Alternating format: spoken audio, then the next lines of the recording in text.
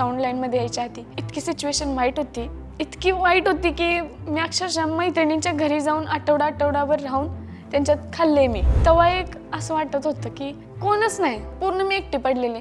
डोक्यावर परिणाम झालता माझ्या. थोडक्यात मला या माझ्या व्यवसायाने वर आणले.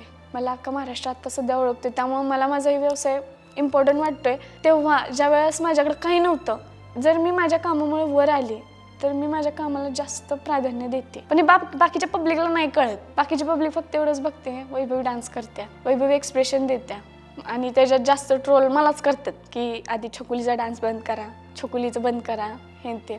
मी नाही लक्ष देत असल्या गोष्टींवर. मी माझं करिअर तर नाही थांबवू शकत, कारण जे आता आहे ते माझं ह्याच्यामुळेच आहे.